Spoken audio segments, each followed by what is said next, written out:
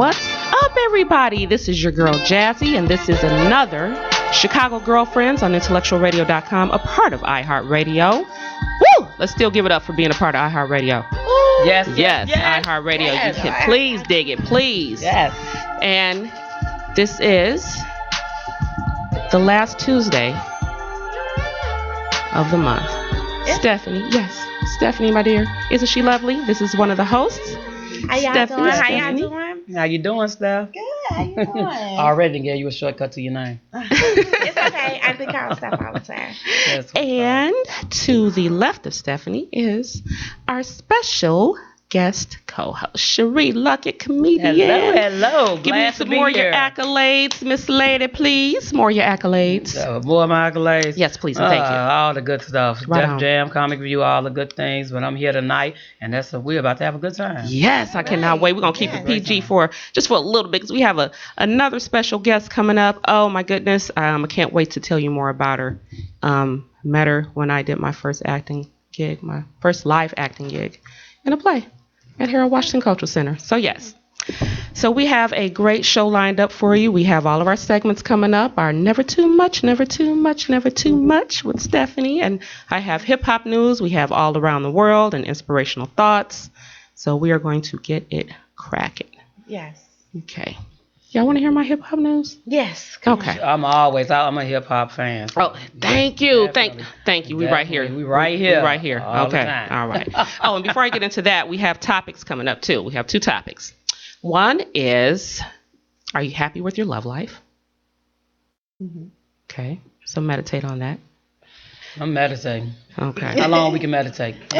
You know what? Meditate as long as you need. There we go. Because I'm not tripping. You're not happy with your love life? Because I don't have one. I'm like kind of no. Oh man, I'm chilling. I'm dating here, dating there. You know. Well, that's a good thing. So are you happy? But I'm not. But that's not a love life, though. You know, love life. I would equate that to being with just like one person. So you can't. Okay.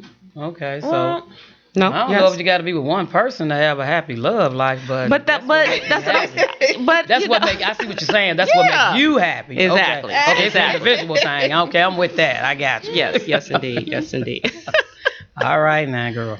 Stephanie, are you happy with your love life? I am. Okay. I am. All right. I'm dating. I'm there you go. Yeah. So I'm happy with dating. Okay. All right. And what do you think is a power couple? That's the other topic that we're going to meditate on tonight. A power couple? Yes. Two people, they can come together, they can express their views, no drama, and make that money together, you know? Does it depend on the kind of money you're making? No, it depends on how strong the relationship is. Okay. Because, there's so many memes on Facebook about one says a power couple is not somebody who sells weed, and the other one is a CNA. Right. I'm tired of people trying to say what a power couple is. Exactly. Me, frankly, I don't think that being a power couple has anything to do with how much money y'all currently making. The power comes from the belief system that you have in each other. So if you really there for one another, and you can make things happen because you believe in what I'm trying to do, and I believe in what you're trying to do, and we're trying to make things go forward. And I mean, if you got the same spiritual belief, you know what I'm saying, as they say, equally yoked, whatever the case, if you equally yoked, then you really respect each other's state of mind and what you're trying to do, and you got the same moral standpoint. It's nothing. You limitless. You're limitless. But if you just judging on how much money you got, you forget about it. Because there's a whole lot of people, power meaning money, they might have that as a power couple. But they can have a lot of money, but if you like you said, equally yoked, then it's it's all a front. Yeah, absolutely. No foundation, no solidarity in the relationship, any of that stuff. Exactly. It's just like people just, pretty much outside looking in type of thing. Exactly, because I had been with somebody and we both had money and we did not like each other. Wow. And when people say, y'all a power couple, it's like, are you serious right now? I'd be like, yeah, we powerful, all right. Powerfully, regretfully unhappy. Right. Okay. Oh, goodness gracious. Money does not happiness. Go back to being happy, and that does not bring happiness. Indeed. Well, let me get started on this hip hop news now. Diddy, whatever backlash he's received or whatever with this issue that's going on in Flint, Michigan with the water, him and Mark Wahlberg, that's my little crush, they donated like 1 million. Our crush. Oh, excuse me? Our crush. Sheree, we're going to get this started right already. Oh, man, you have so much in common. Okay. Okay, Right. let's get back to the station. So they have this water, Aqua Hydrate. So like 1 million bottles they donated.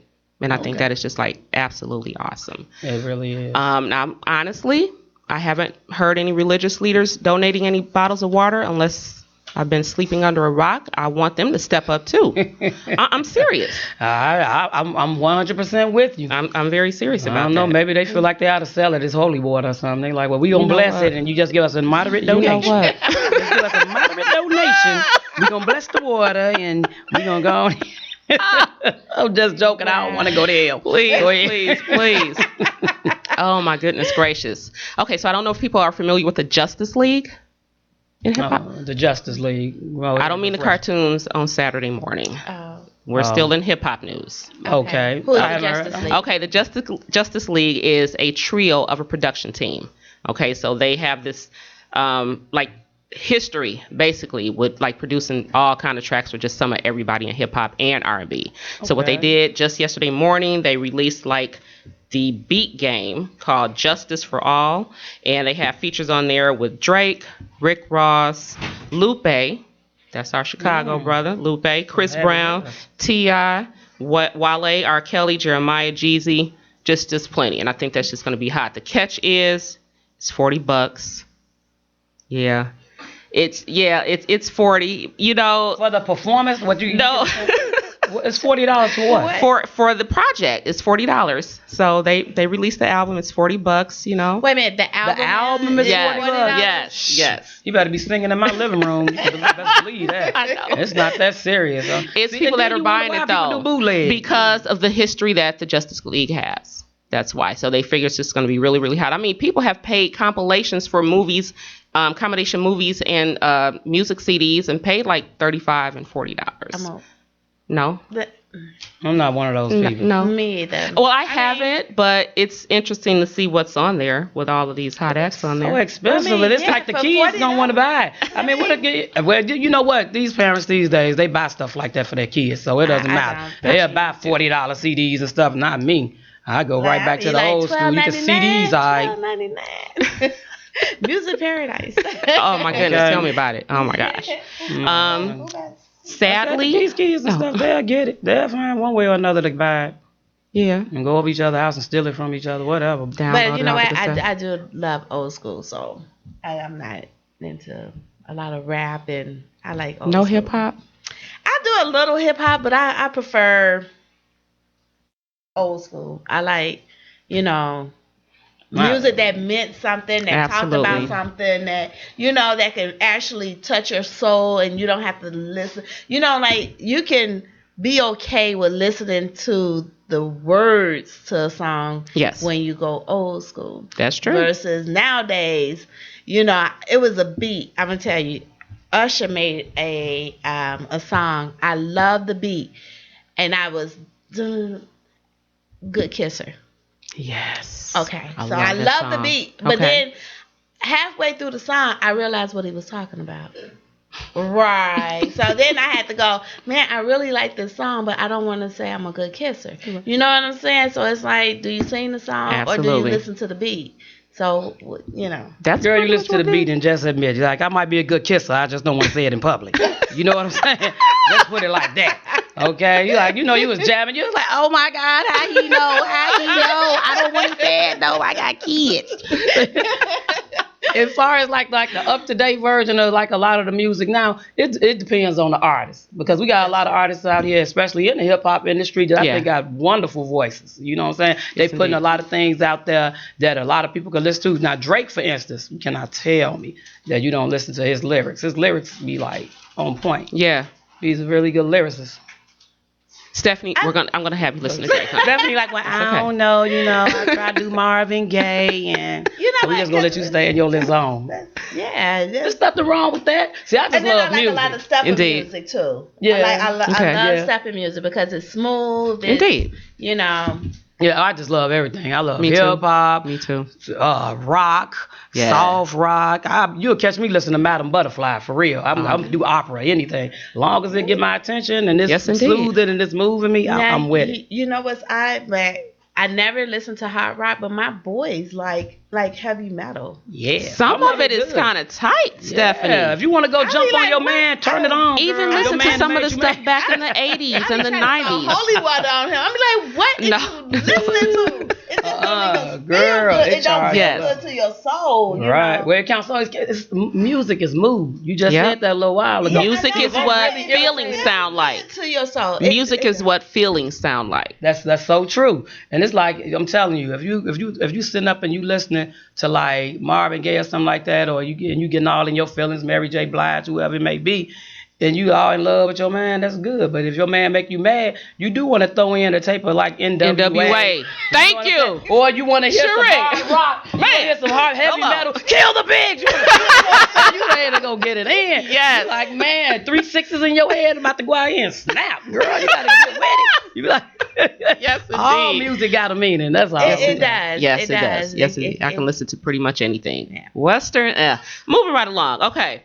Sadly, to report, one of Future's bodyguards got killed in his own home. They're thinking it's like some type of home invasion. The wife, who happens to be pregnant, which is just sad. I can't even explain it. She was in another part of the house, heard it, but didn't witness it. Wow. Guy took off before they had a chance to really identify who he was, including his car. Sad. And that's Future's bodyguard, you said? Shot his bodyguard. Wow. In his home. I don't get that. That's sad. But in the business that they are in the entertainment business, and they subject to a lot of things. It could be some deranged fan or something that got mad because he wouldn't let them come in for autograph signing or not get on the tour bus. There's so much to be encountering, considering that's his field. Stupid stuff, that exactly. He constantly defending someone else's honor, and somebody else might take it personal. That's true. Yeah, you see how bouncers at the club was back in the day. Right. Well, now they are like, I'm too old to be hitting the regular club. Now I'm up in that age. I go to the tavern. That's when you get old. I gotta go to the tavern. So anyway, but you remember back in the day, you go to the club and the bouncers, they just doing their jobs. They trying to tell you, you can't come in. And you see guys going in on them all the time. Right. So imagine if they find out. People go to the next level. I'm gonna say that they find out where you stay, and they like, yeah, I'm gonna go get that food. You embarrass me. Well, that's my little, I'm just making something up. I'm putting out a rumor. Yeah, I heard he was at the club and somebody did and all that. Oh my goodness. Does anybody remember Chingy? Because I'm still kind of. Yes, I remember Chingy because what's his name?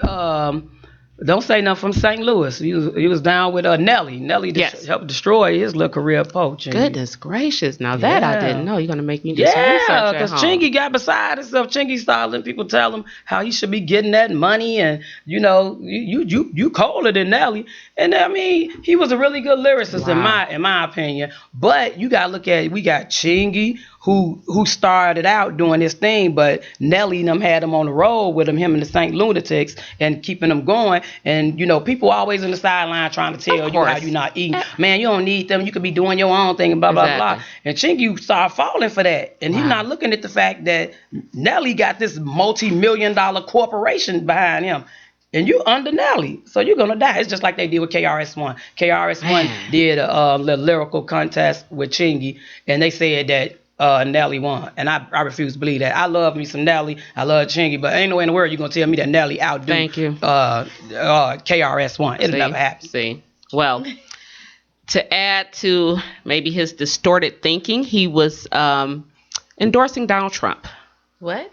You heard what I said. He broke. He's broke, and there's so many of them doing it. Yes. And that chick, what's the chick name? Stacey Dash. Oh my goodness gracious almighty. It's like they broke when they career bad. I'm telling you, it's easy to say the black power and all this other good stuff, but when you get broke enough, some of these fools, and they start throwing that money in them, and I mean that real money right in their face, they get real polka dot real quick. Polka dot. And they go from polka dot to bleach.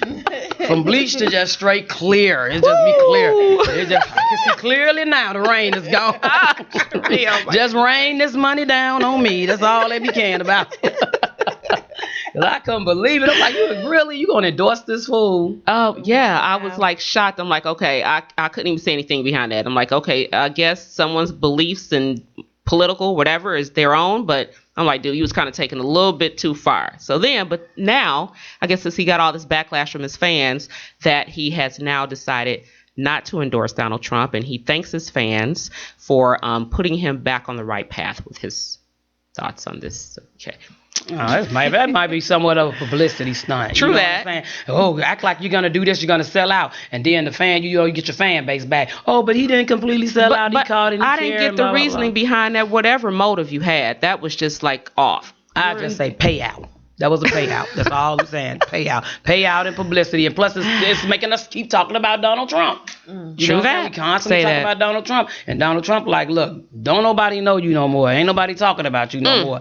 But if I guarantee you, if you bring your little black self out and say, hey, I'm endorsing Donald Trump, everybody gonna listen. Wow. Have everybody so scared all their hair start looking like Donald's. I'm telling you, walking around here like, you didn't flip my wig. Oh my goodness gracious, whatever that thing is up there. And I don't know what's going on with my boy B.O.B., but he is professing that he's trying to prove that the earth is flat.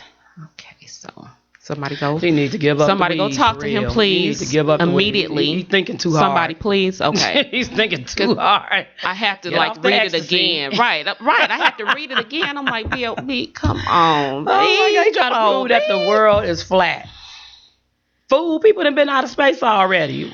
It's already been proven. You know what? I'm sorry, y'all. I hate to say it. Poor B.O.B. Exactly. He a cutie and pass. Exactly. Pass it away. Yes. Really, oh my goodness gracious. Wow. Yes. So that's all I can say to that one. Yeah. You're in my prayers, B.O.B. and Chingy. Everybody, really. You know. He'll be all right. He'll look back 10 years from now when he stopped messing, when he stopped getting high, and be like, what was I talking about? Yeah. It's just gonna be a good story for his kids when they grow up. Don't mess with drugs, because I remember back in the day when I was getting so high, I was like, I'm gonna prove the world flat. You know what I'm saying? They were like, you was that high, daddy? Yeah, I just knew. I was like, it's flat, man. That waterfall just the beginning. I'm telling you, we all gonna die. Lord. One more step and we out of here. Okay, it's just gonna be a good story for him.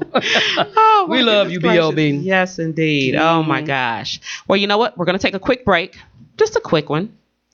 Get some things, moving around here, and then we're gonna come back with Stephanie's Never Too Much, and we have a special guest, Chicago Girlfriends, intellectualradio.com. We'll be right back. What? How does it feel to grow up in Chirac? I'm not from Chirac. I'm from Chicago. I'm just a kid from the west side. You know how that goes. It's Chirac to you. To me, it's a beautiful city in Chicago. But it's crooks everywhere, cops killing kids, and don't forget the gangs. There's a few black young men out here like me trying to make a name for themselves. If you're trying to make a name for yourself, this song's for you. If you're trying to make a name for yourself, they say nothing good can come from Chicago. Stereotypes, man, they gotta go. Let's prove them wrong. Prove them wrong. And let them know. Let them know that we've been losing too long.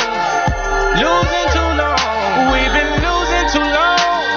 Losing too long. Let's prove them wrong. And let them know. I got $1 in a dream like J. Cole. Wish life was as sweet as a finger roll, but it's not. So I'ma keep working, pushing, grinding. There's no stopping me. I gotta do what I gotta do, till all my dreams all come true. We are back, Chicago Girlfriends, on intellectualradio.com, a part of iHeart Radio. And we have a very special guest in here. Oh my goodness, you guys, I had the pleasure and honor of acting alongside of this wonderful young lady, TStar, in the play Ebony Scrooge at the Harold Washington Cultural Center last year, technically, really. And just getting to know her, I was just so inspired by her. We don't have enough inspirational young ladies for the younger generations to consistently look up to. This young lady, her GPA is 4.89. Okay. Right. Thank you. Oh my goodness. Oh my gosh. All See, the right. bell is all the way down there. I was gonna ring the mess out of that bell, deafen everybody's ears from here. Beautiful too. Thank She's you. a beautiful Yes. lady. Yes. That, It's possible right I've never here. seen it, but you go there. 4.89. I've never seen it Oh in my my life. gosh. Are you honor serious? classes, right? Honors and AP. Yes. Look at that. Honors and AP, it puts you Right. over a regular 4.0 See? GPA. It's a 5.0 GPA. Oh when my you take all gosh. honors Wow. and Yes. AP classes. She That makes has me feel some her type of own way. clothing line, her own clothing line that she is wearing right now. TStar collection. Yes. Okay. In addition to being a hip hop artist. All right. Now, please, I don't want to hear that you cannot do this because she's doing it right now.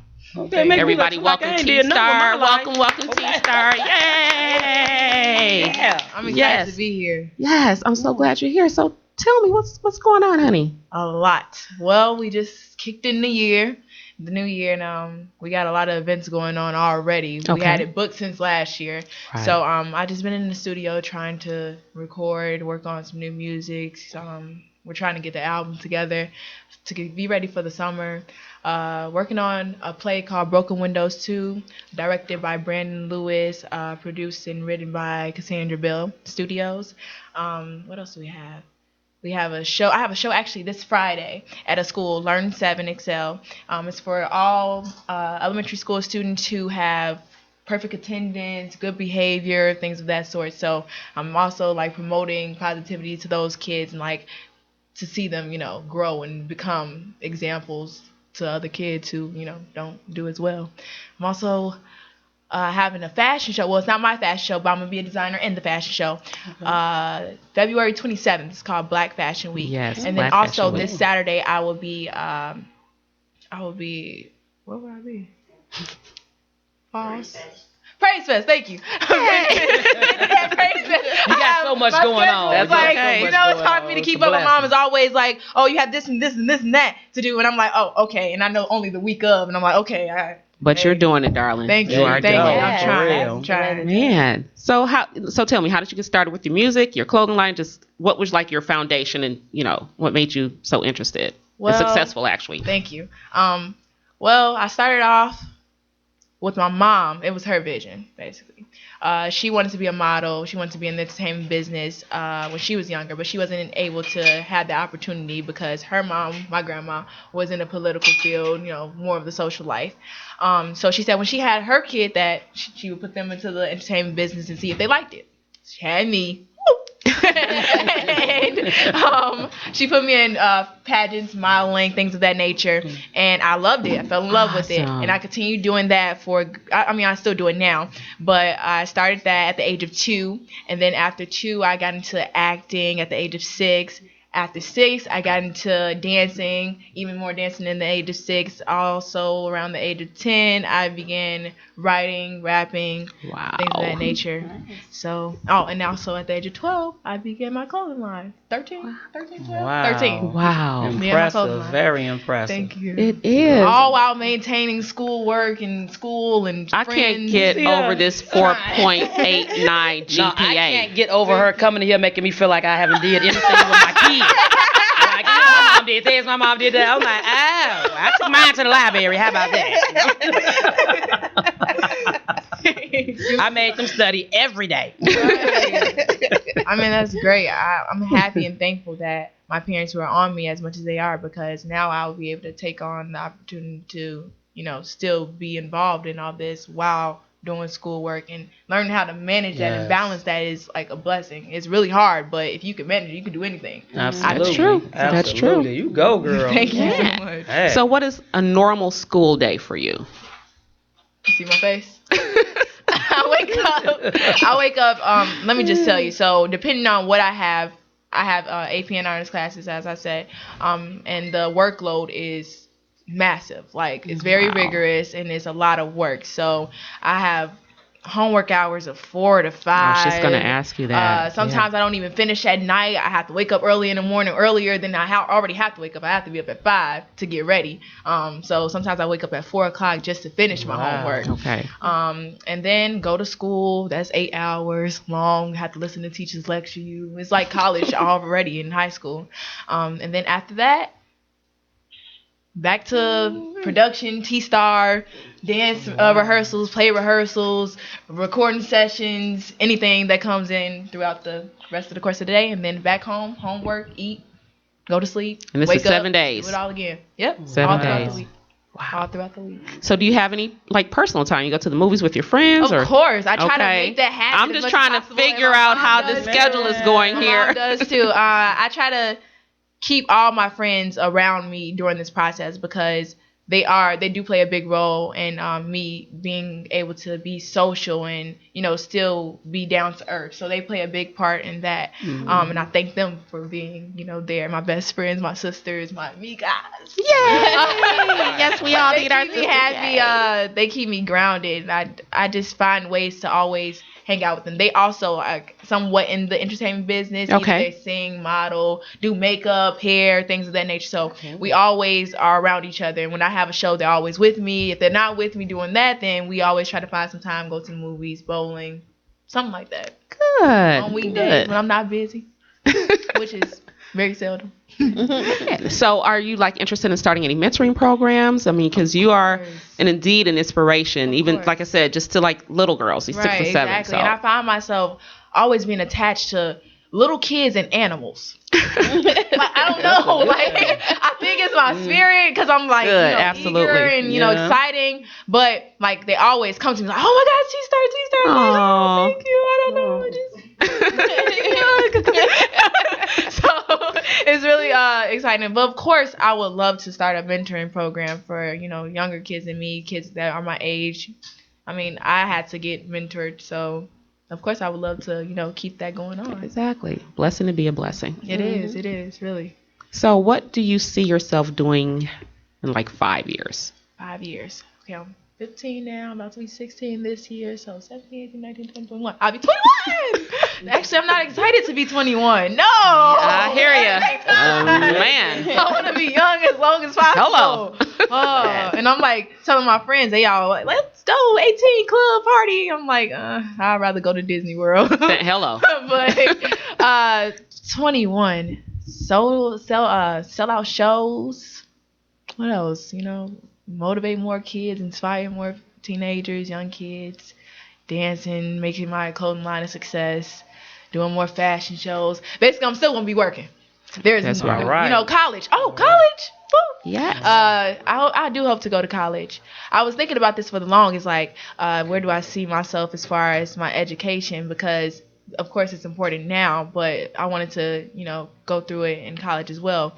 But I might not have as much time to, actually go to a university. I might just have to take it online because I do want to be full time with my career. Right. But that's been a ongoing decision that's been happening in my head ever since freshman year.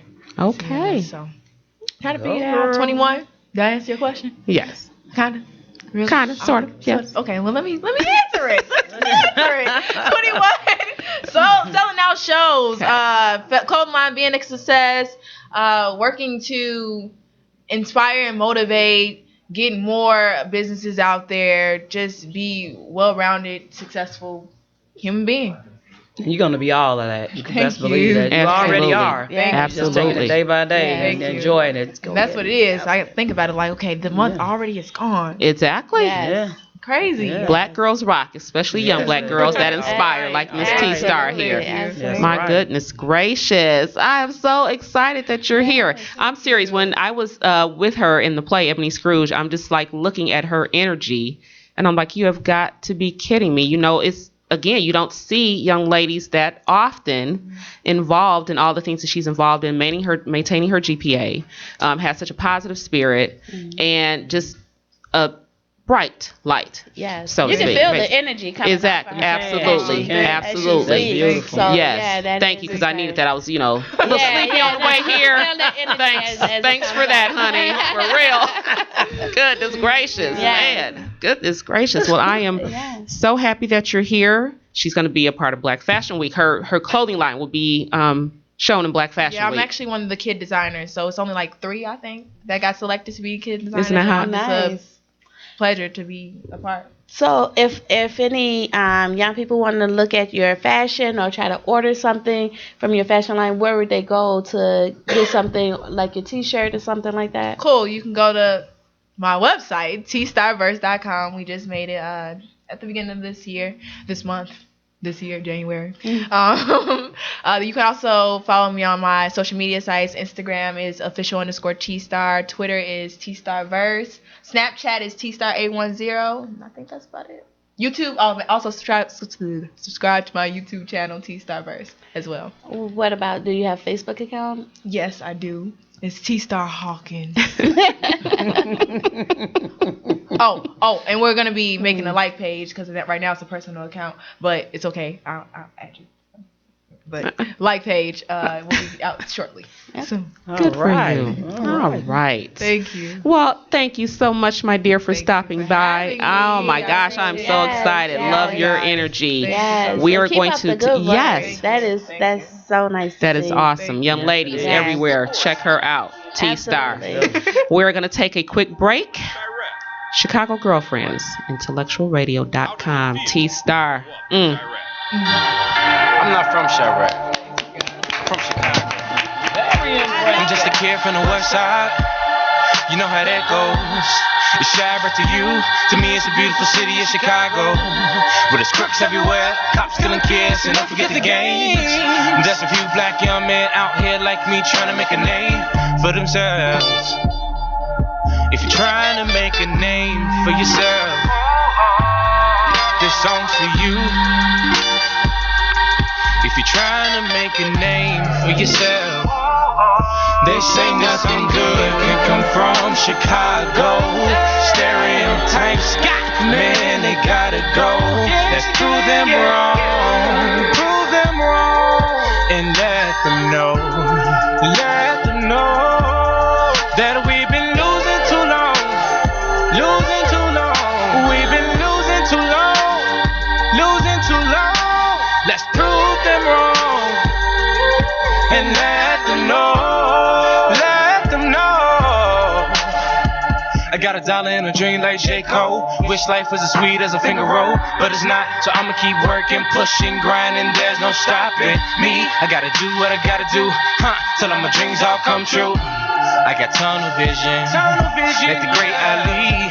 I'ma put on from the city, come up the ranks like B. Diddy. Become a businessman like Jay and Fitty. Become a businessman like Jay and Fitty. I know that I'm younger, maintain, and I have a long career ahead of me. If I keep working how I'm working, Grammys are all that she disagree. Can come from Chicago. Stereotypes, man, they gotta go. Let's prove them wrong, and let them know that we've been losing too long. We've been losing too long. Let's prove them wrong, and let them know.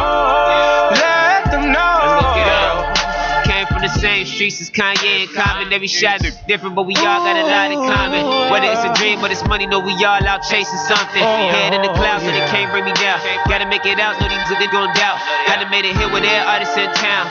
And yeah, I still ain't been found who you know made it overnight. I put years in this shit, I don't play with my life. And the flow so crucial like conflict. Let that rest on your conscience. Still ride around bumping no 1J. Cruising up Stony, got one to the face. I got dreams, I want luxury cars, so I grind with my squad. All we know is go hard, man. I swear we can't fall. Can come from Chicago. Stereotypes, man, they gotta go. Let's prove them wrong, and let them know that we've been losing too long. We've been losing too long. Let's prove them wrong and let them know.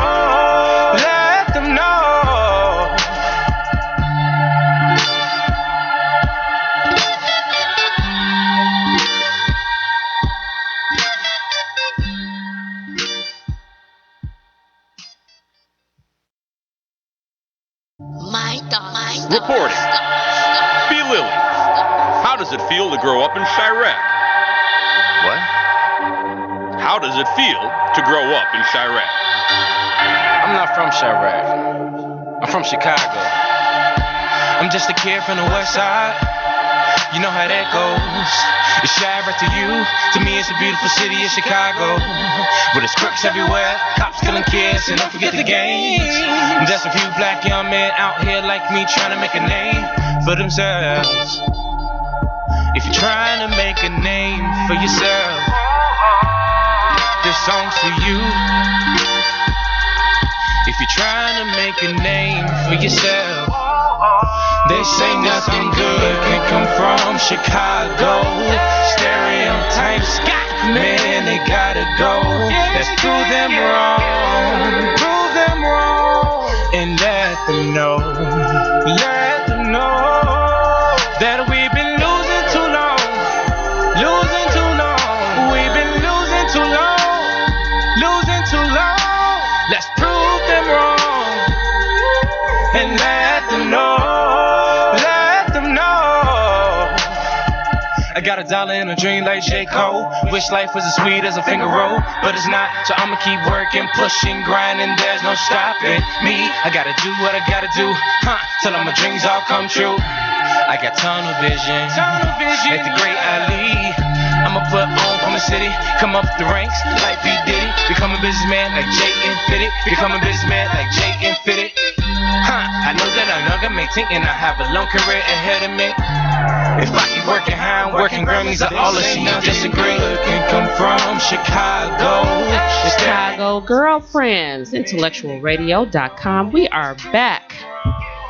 We have the lovely Miss Alice, CFO, CEO of Chicago Girlfriends, Just Me Magazine, in the crib right now. Yeah, and I say crib.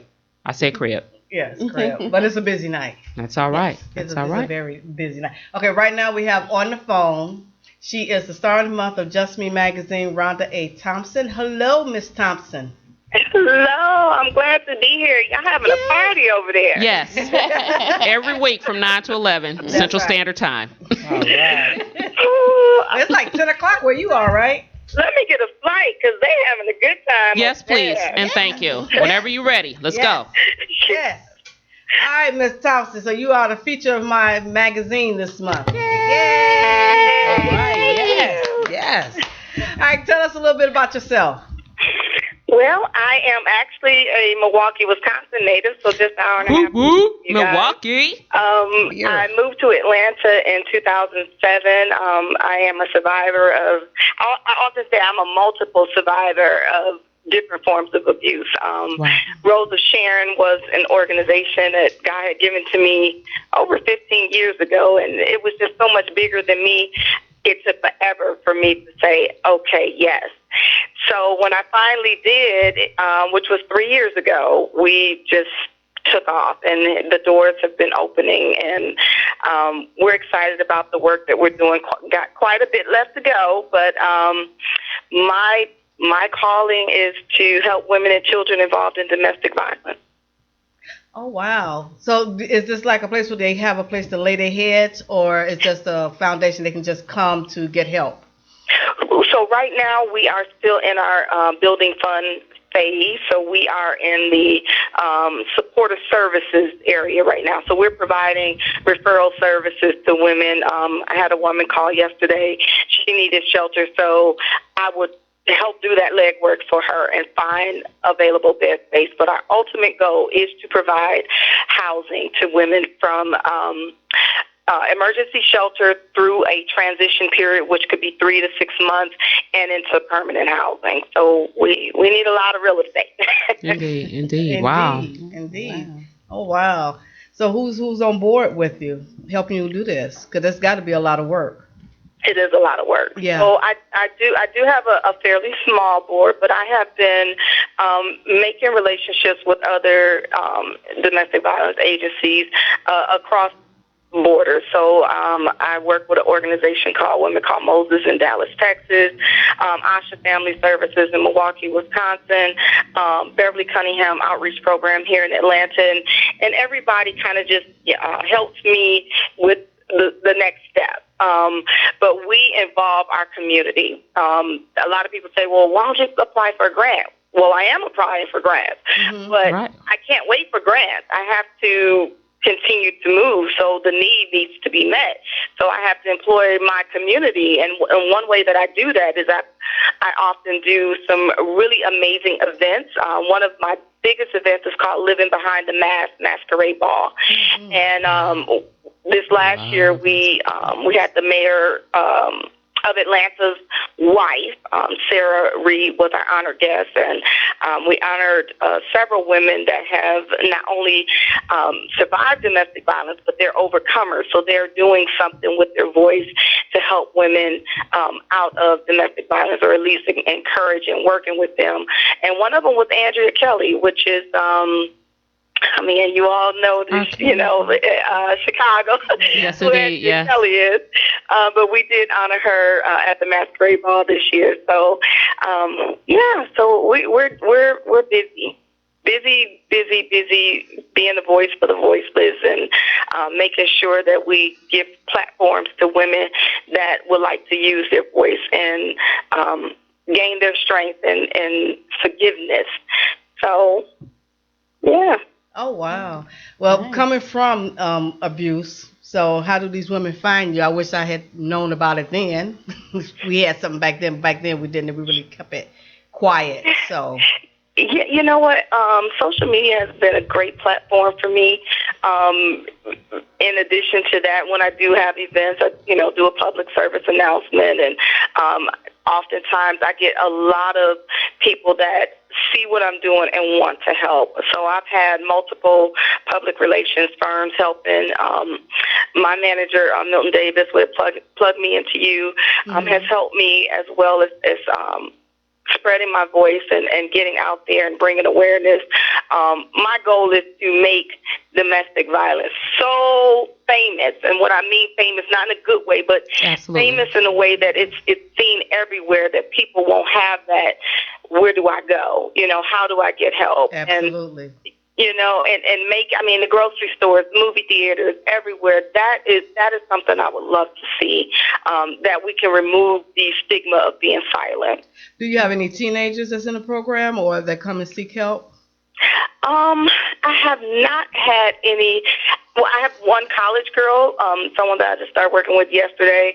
Another young lady was 18 years old. So any younger than that, not really. I have gone to some of the high schools. That's young enough. 18? Oh my God. Very young. You wouldn't think that would be happening, Absolutely. Not in that, but it can, but it's just the wow factor. 18, you're still grasping your innocence. Yes, absolutely. They need it more so than anybody, though, because I was with Chicago Public Schools for many years, and I noticed through working in the high schools as well as the elementary schools, is so many girls and boys that were in really bad domestic violence relationships. That's right. Girls coming to school with black eyes.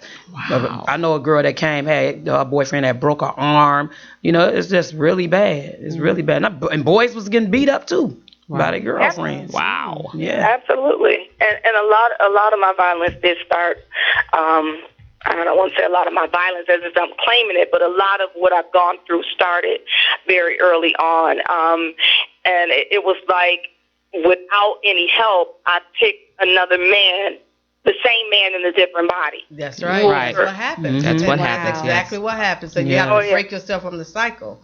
Or you got to get help to break from the cycle. Exactly. Absolutely. Exactly.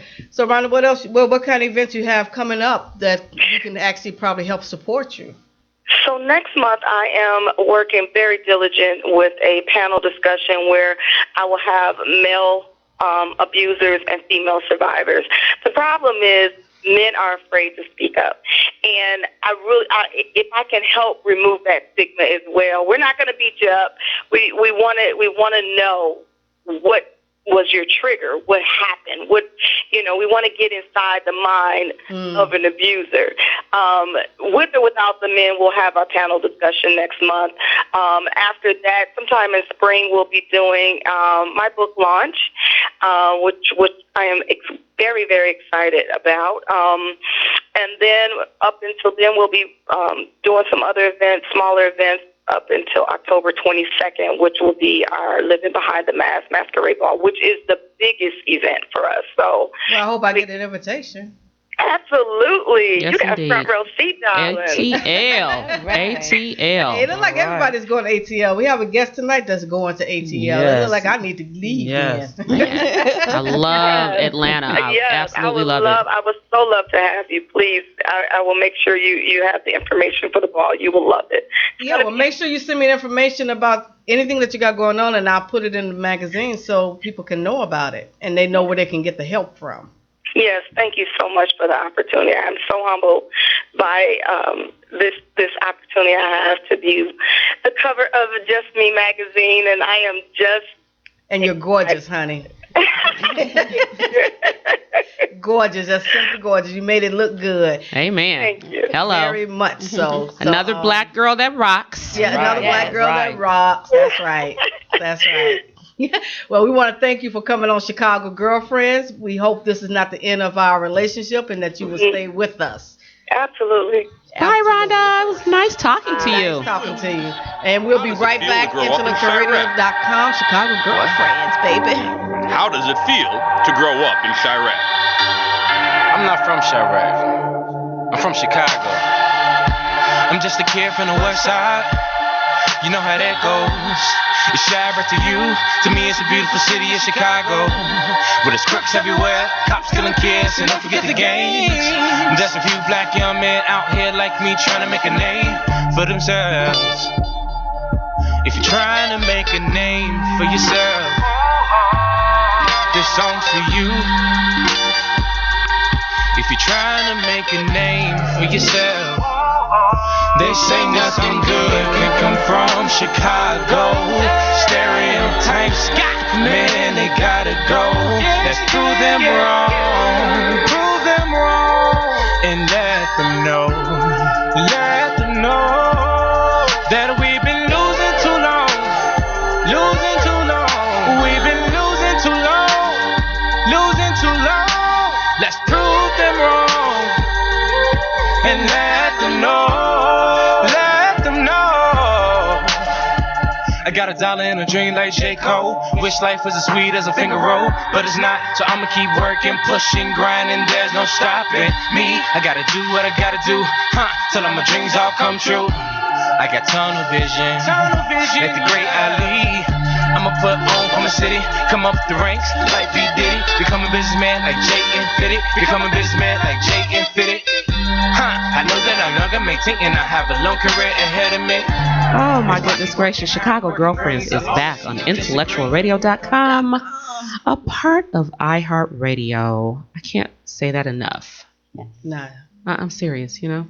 That's just awesome. It is awesome sauce, just like that commercial. Awesome sauce. What, you know what other commercial is just hilarious to me? What is that? That Geico commercial where that boy is like Peter Pan and he flies in and he's like, Phil, you know, does a little mean things he did in school. They over 60. Oh my gosh, yes. Is that you? Oh my God, you look, they over 70, am I right? And then when he's like leaving the commercial or the commercial is segueing out, he's singing "You Make Me Feel So Young" and he kicks the dude in the face and the nose. Oh my gosh, it is so hilarious. But there's memes on Facebook that everybody wants to beat him up, but I think it's funny. Don't beat up the little boy. Good grief. He's Peter Pan. He's still 10, 12, whatever. Who doesn't like Peter Pan? He represents a lot of people. Want to stay a child forever. I don't want to say. Now, I don't want to stay a child forever. Don't get me wrong, but I get that symbolism and that subliminal message. Like, man, no responsibilities outside of homework and chores. But you know what? I think, in my opinion, people forget about all the problems and issues that we had when we were kids. It's like once you grow up, you have even so-called bigger problems. But it was like strenuous when you were younger. That's you got true. Stuff. That's all you want to do is grow up. Man, I can't wait till I grow up. Oh my God! I won't nobody be making me go to school. I won't have to clean up my room. I feel like a slave and all that. You know, you was feeling a lot of pressure as a kid. So it's like life is what it is, no matter what level you on. Pretty much. Right. You had the bullies to deal with, and you know, it's just so much to go on as a bullies, kid. The bullies and stuff. My and fat kids, behind ran home every day. I'm like, I'm so glad you when I see grow what up. So okay, it's like you. At least when you grown, people are lie. You know, when you a kid, everybody tell you the truth. You know what I'm saying? Everybody brutally honest with you. You know, you would have boyfriend if you had them big lips. You know, you would. You know what I'm saying? Everybody saw, ooh, you bled on your pants. They're going to talk about that the rest of the year.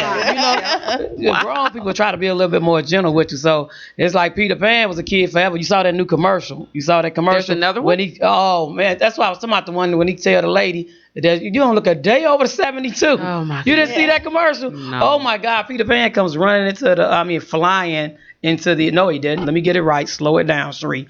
He comes walking into this little class reunion. Mm-hmm. And it's like the lady, the class reunion was at the birthday. Yeah, that's did you hear what he told her? The woman was making 65, and he said, "You don't look a day over 72." Yes. That's kids for you. I would have beat him down. For real. I would have beat that little boy. It took a kid to make a whole day horrible. That's true, depending on the kid. Oh my goodness gracious. Kids something else. They are. And anyway, so yes, we have Stephanie's. Never too much, never. You were supposed to be singing with me. Never too much, never too much, never too much. It's 3 never too muches, Alice. Okay. Y'all the way I want to sing it. Look, don't disrespect Luther. Don't disrespect Luther. Okay. Never too much, never too much. All right, Stephanie, get going. Okay, so I did watch a movie, Alice. While I you wanna were hear messing it. with me. Okay, so this movie is called Fruitvale Station. No, stop. Okay. It's called Fruitvale Station. It's actually based on a true story of the black boy who got killed, the young man who got killed back in you know what I'm talking about? Yeah, I watched it. It's the same guy that played the Rocky movie, the new Rocky movie, right? Yes. The young guy that played, you didn't see the Rocky new movie, did you? No, I did not. Oh my God, it was so good. Yeah, but he got killed in the train station. By a police officer. Yeah, and he was unarmed. He was unarmed, and they shot him in the back. Yeah. It was a white guy, and they actually had him handcuffed. When they shot him, it was a commotion that came out, and they was only pulling the blacks off the train, and they had them lined up. And I actually remember seeing footage. I don't know where I said it might have even been YouTube, but I can't say for sure. When that scene actually happened, like the real footage before the movie came out, of how they were just lined up there, and the cop got upset because he was trying to tell them, hey, we wasn't doing anything, you kind of violating our rights, and then they forced him down to the ground, handcuffed him, and literally just shot him in the back. Yeah. And he ended up dying. His family ended up getting a settlement for that of only $1.3 million. He had a little girl that was young at the time when he had passed. He did have like a little shady history. He in the movie it depicted, I don't know about the truth, but the movie itself depicted that he used to. Okay. They made him out to be a big liar, for real. Like, oh, look at him, he a big liar. He lazy. He don't really want to do anything. He was a gangster. He sold drugs and everything. So, but if that was the case, that doesn't constitute still getting shot. So what? It does not. Right. It's like we don't care about any of that. At the end of the day, the ending results. Look what you done. It's like he could have been anything, but what they did was just ridiculous. It was just outrageous. Right. But the young man who actually got shot, his real name was Oscar Grant. So I thought it was a pretty good movie. It was interesting. Saying that it was based on true events, on what had happened, so. That was crazy, and I had never heard about it.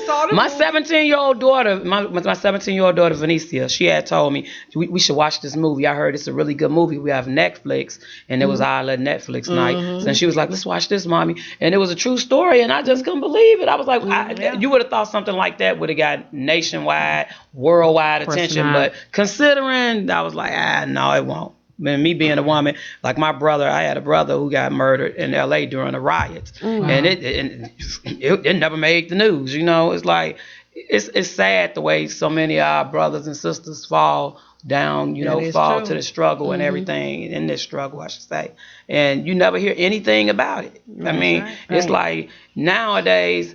You hear it in the news, and it's like no sooner than you hear it, you almost forget about it. Right. I remember back in the 90s, especially if you like me, a little bit over, and let me quit lying, a lot over 40. But it's like back when we were in school, back in like the 80s and stuff like that, you heard somebody got killed, and it was like, oh my God. Now we hearing babies and everything getting killed, and it's like, okay, yeah, so-and-so baby so-and-so got killed on so-and-so street. And if it's not somebody you directly know, it's just you shaking your head, you feeling sad, and you feeling some type of way. But it's like nobody gets out and do anything. Nobody does anything, and I always have said the same thing. So we are going to take a quick break.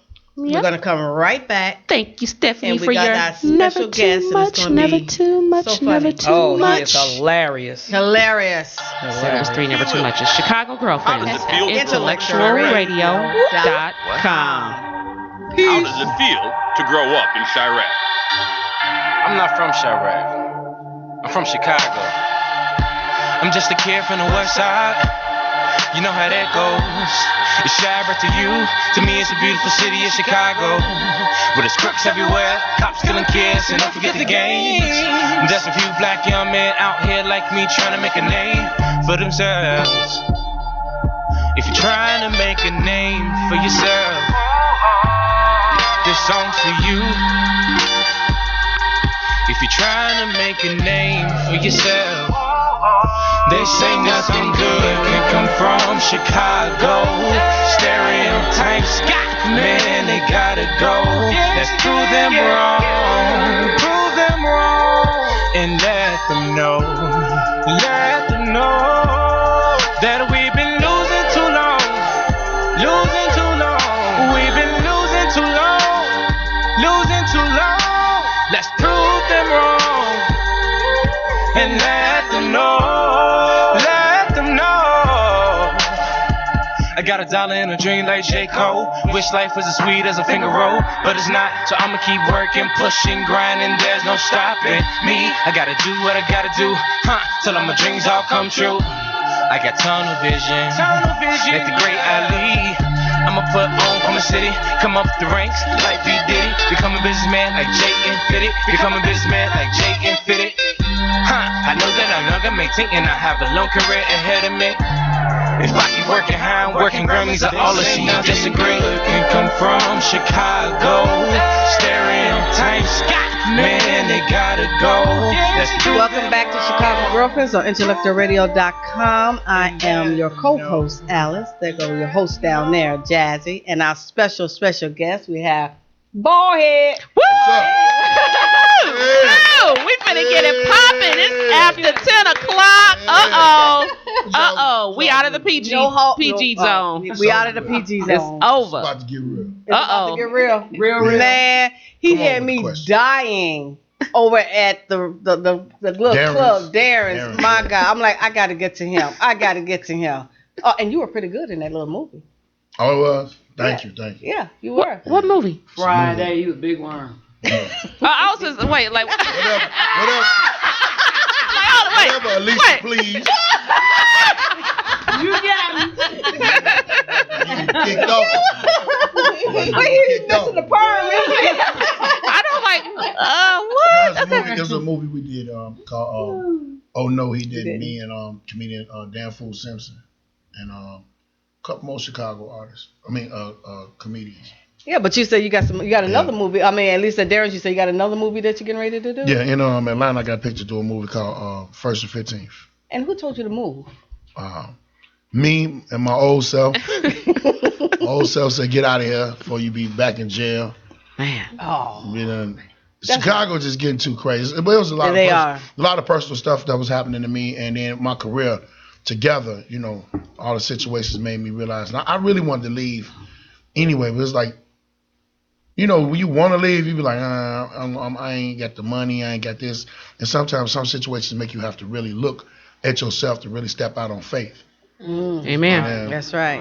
I've been had the faith, so when everything happened, it just pushed me to realize if I stay here, something going to happen that everybody going to be like, oh my God, I can't believe he did that.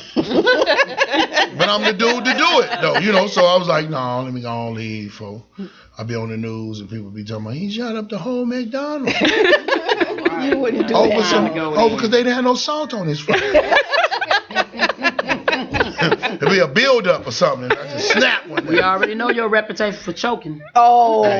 I only choke I'm grown, listening. Right. I only choke grown men. So I can look them in the eyes. That's how you have to look them in the eyes. You gotta look them in the eyes when you're choking them and let them know this is death coming. As soon as they get that look, you let them go and say, see? Oh my goodness. I love your set when we was at Darren's. He was like, I think I put it on Facebook. He does real stuff. So he was talking about his relationships and his life, and it was just all real. It was funny, but it was all real. I'm like, some of it cannot be true, but it's real. It's real. It's real. It's funny to y'all. It ain't funny to me. Right. One of the situations I found out that I was a good storyteller when I got a bunch of friends who was I got shot years ago, and one of the bullets hit me in the back of my head. So I was telling my friends about what happened. Cause like, man, what happened? We heard you, and so I was telling them. They were all on the floor laughing. Wow. And I was like, what is y'all laughing for? I almost died. Comedy versus. But they was like, man, it was the way you said it. Yeah. And I just said it the way it happened. But I don't know. Well, what is it? What is what? No, it's too long. How long is this show? We have an hour. We have an hour left. Help friends no more. You can't help your friends no more. I was helping a friend of mine. He was messing with this. They was arguing. I saw the window like that, and I looked out, seen him arguing. So I went outside. He was supposed to take me to my car. And he argued with this dude. I'm like, what you arguing with him for? He was like, that's so-and-so's husband. So my friend was messing with the dude's wife. Oh. That chick, the chick, she had the face of a crocodile. No. She had the body of a goddess. And you wonder why people are laughing. And you're wondering. I told him, I said, both y'all need to be stoned to death arguing about that ugly chick. And then the guy, the husband, he got mad and ran up on me. Wow. And at that time, I was like, I wasn't even finna be no comedian. I originally wanted to be a boxer. So I was used to box at Fuller Park. It was 2 weeks before I got my license. He ran up on me. I whooped him up on the car. Oh. Under the car. 2-3 weeks later, I'm going to the same club and I heard something. I'm in the line and I heard something go, and I'm like, that sound like a shotgun. But it was like, you be somewhere, you hear a sound that ain't supposed to be. And I was like, that ain't supposed to be right here while all these people in this line. And I turned around and it was a dude with a shotgun and 2 other dudes. And I noticed the dude in the middle was the dude I whooped. So I just was like, it's time to go. And I started running and they started chasing and shooting him. Wow. Oh, wow. And then when I was running, they was chasing me and I was going through yards and people's house. And I was going to just keep, I'm like, ain't nobody going to say nothing. Ain't nobody going to do nothing. Ain't nobody gonna stop these people from shooting at me, but they just kept shooting. And then I just happened to run in this one alley, and then I got on the other side of the alley. I ran into a friend of mine's car, which y'all all know him now. His name is Casper, Mr. C. I actually ran into his car because I was trying to make a left to go toward where the police station was. Because I knew on Racine it was some police coming down. That is true. But I got away by the grace of God, but I still got hit. But told them that story and they was laughing. So when I thought about it, I've been the type of kid that came up in that era you're supposed to be seen and not heard. And I was around a lot of older cats, grandfather, my uncles, and all they did was sit around and talk, tell stories, talk crazy. And I just sat and listened. And it adapted to me. So, when I got into comedy, it helped me out in telling stories. Tell a lot of stories. Yeah, but telling the truth. Nothing funnier than the truth. But people in the audience don't know if it's real or not. That's true. That's true. I looked at the situation of Richard Pryor. Richard Pryor put his life on stage. He did. Yes, indeed. My goodness. It worked for him. So I don't think I failed in it. Wow. So what was the first time like being on the stage or doing this professionally? The first time it was a dare. My little brother dared me to get up on stage. Where were you? I was at this club. Same club I got shot at. What? Okay. Now wait a minute. And you get shot somewhere back then, you're going to go right back to the place. Okay. Right. You do. That's how it was. I don't know. It was like somebody would get killed at the club and a month later the club would be packed. Man, man, it's crazy. It's going down up there. Yeah. So I don't really understand how they be shooting people now in front of clubs and shutting them down. It's like 3 clubs probably left in Chicago now. Okay. But we was in there. They had open mic night, and there was a girl on stage. I can't remember if she was doing poetry or whatever. But my little brother, he passed. His name was Jimmy. He liked her, so I was roasting her. Oh. I was like, man, she can't. What is she talking about? I had everybody at the bar laughing. He was like, I bet you won't get up there and do all that stuff on stage. And I was like, I get up. And the dude name, it was called Bob's Malibu. So I told Bob, I want to get up on stage, Bob. He's like, what you gonna do? I said, I'm gonna crack some jokes. Got up there and I won $100. Oh wow! And I was like, man, what you? Talking about the girl. Talking about the girl. My brother talking about, we finna go to breakfast. No, we ain't going to breakfast. Boy, you don't wait around there. Wait a minute, you talking about his girlfriend and then you... It wasn't even his girl, but it was some girl he liked. He didn't even talk to her. I ain't know her. I didn't care, but I don't care. Like, even right now, I don't care about talking about nobody. Because I consider it being funny. You know, some people I just won't talk about out loud. Well, I probably would. It don't matter. Yeah. Have you ran into any situation where people get sensitive because you're talking about them? Yeah. They cry. I had women. I've been there when you got somebody. I had women run up on stage on me, and then when they get close, you realize this is a silverback. They get on back. This is a what? Silverback. You can't run up on a silverback gorilla. You can't run up on a gorilla. They ran up. That's the only thing the women ran up. A couple of guys got mad, but I was like, it's not gonna be right because you with your woman, you trying to show out, and when you get whooped, you never could have a voice at home anymore. Because the first thing that happened is your girl gonna say, "You ain't say that when that comedian slapping you." Oh my God! How long have you known this one down here, Sheree? Oh, that's my sister. That's my sister in the comedy game. We come from the same neighborhood. Kill something about Sheree. That's my homie. Oh, Lord. Right on. Inglewood born and raised. Yeah. That's my baby. We ain't went back so many years. And I was thinking to myself, I was thinking while you was telling the story, like, man, I've been knowing Baldhead for over 10, 15 years. And I had 20 years. It's been about 20 years. He was doing, all jokes aside, for a minute and doing real well. And then he took a vacation, as they say. Yeah, I went to same place where a different place they serve the same food they do in college.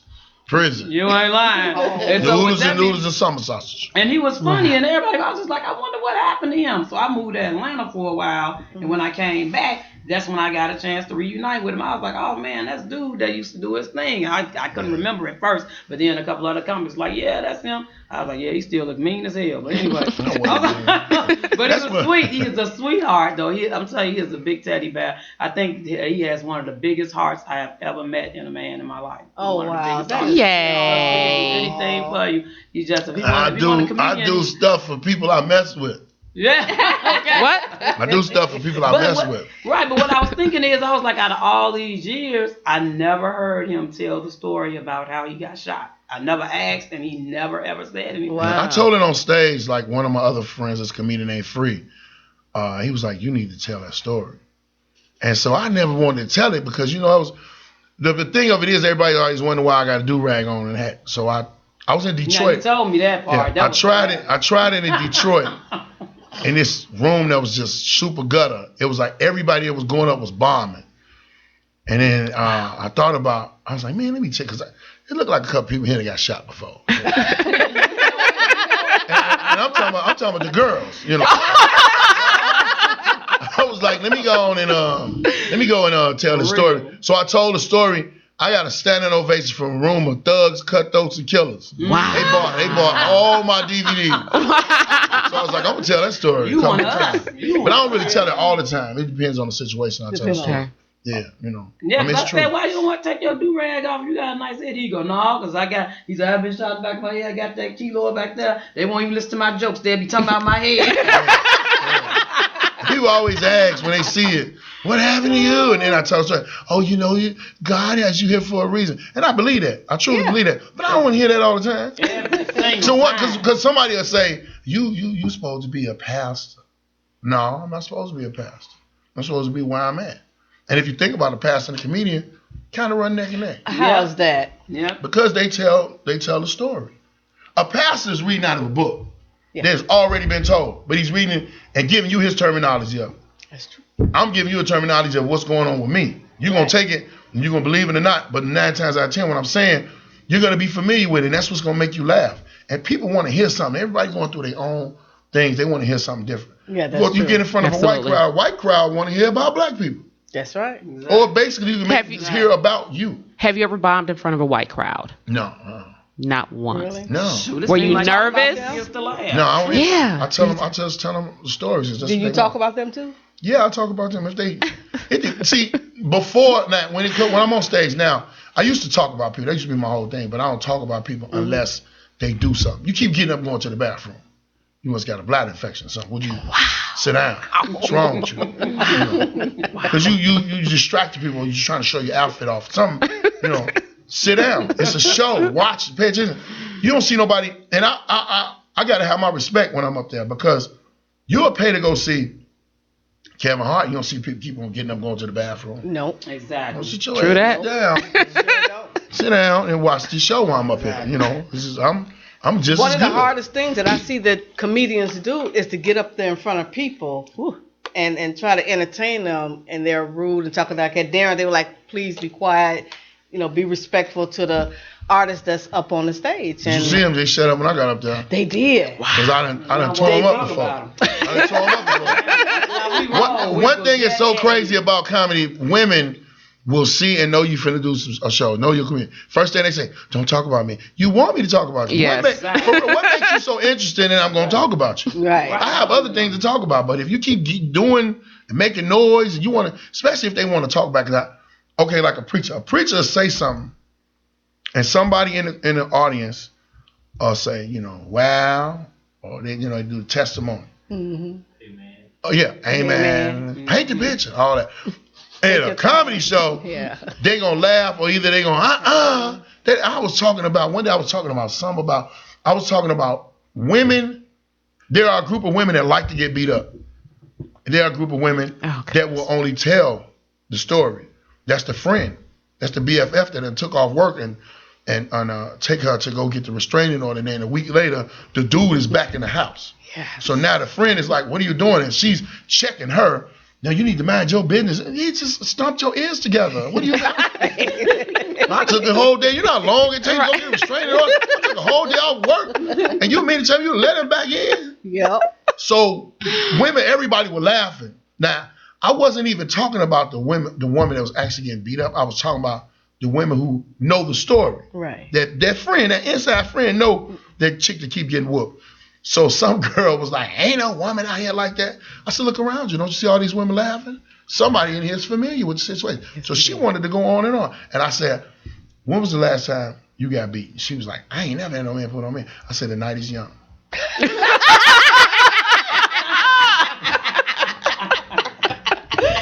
I said, "You just the one they gonna." Oh my gosh.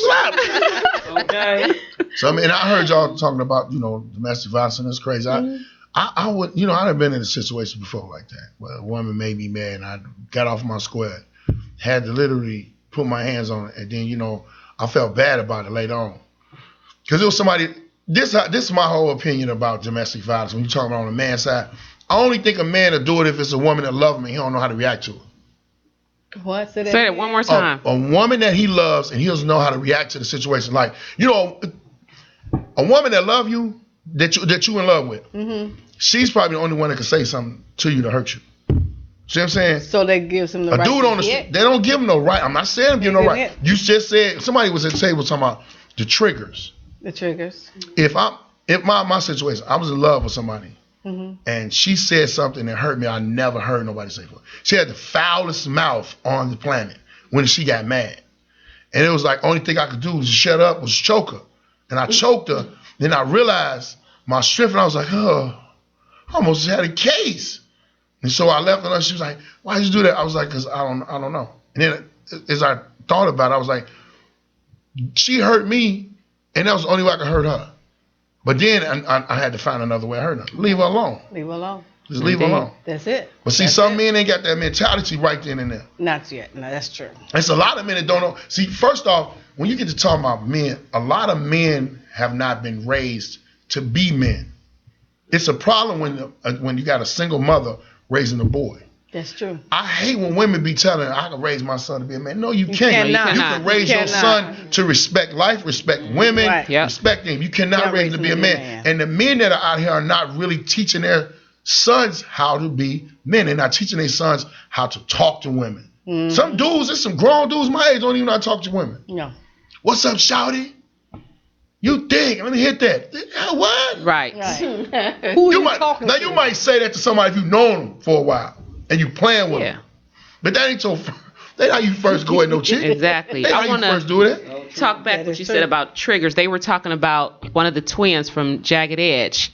I was at a concert that featured Silk, Jagged Edge, and 3-Piece. And one of the members of Jagged Edge didn't make it. And the rumor, which is of course not a rumor, that he kind of caught a case. So I was listening to some footage today, and they asked him, what was the trigger, and he could never really pinpoint what it was, but he said he felt like he had an out-of-body experience beating her. She had knots on her head. Oh, he beat her? Yes, he beat her.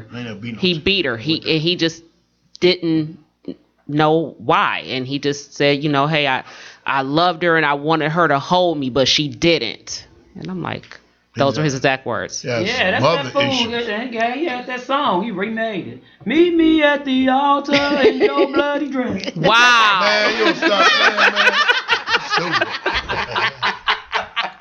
Ain't no time, but some people that you cannot say stuff to, and they snap. Women too. I grew up. What killed me is they got a whole show called Snap.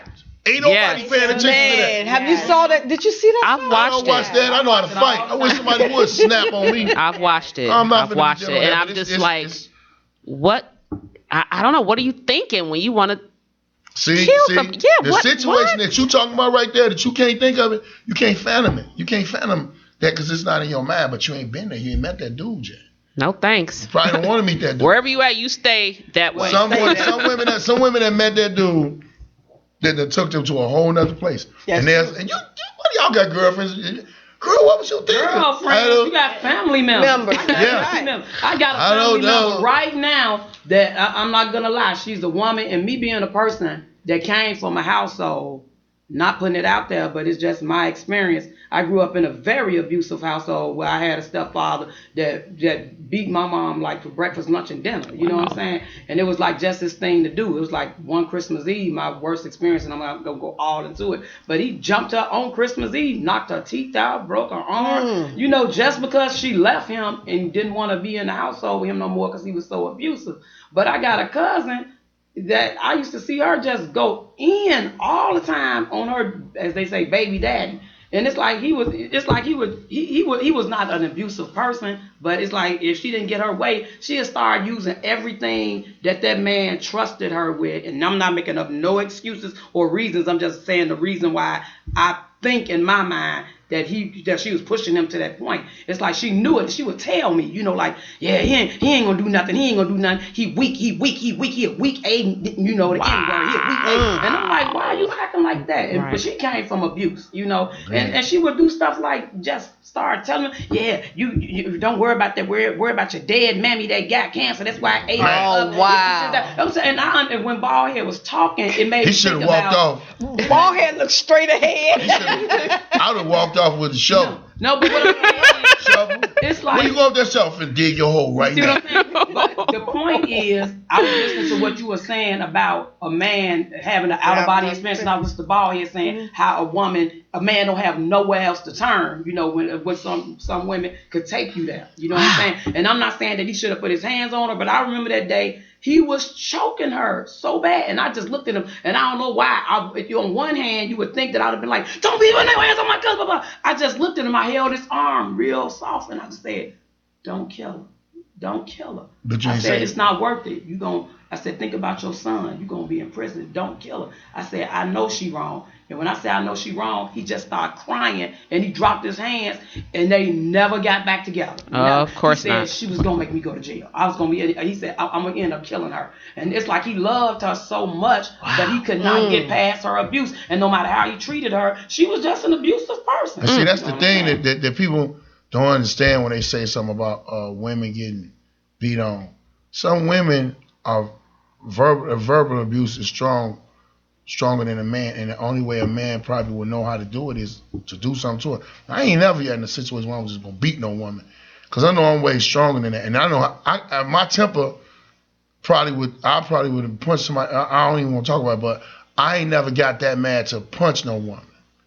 That was the only situation that happened, and it was like, man, I got to do something, before I do something. Right. So it's like you talking about men giving physical abuse, but don't nobody never say what led up to him choking on you, because it feel like when y'all ask that, it feel like she was wrong, but it's a strong possibility that she could be wrong. Why he should have did it? She could be wrong. Not saying that he was right, because like you said, it don't grant him to put his hands up, but don't grant her to talk to him like that, especially if you got a man that is doing things that he really doesn't have to. Because one thing that women say, I got kids. I ain't women say me and my kids is a package. Well, congratulations. I didn't come here to raise your kids. I got my own kids. You can't force no kids on a man.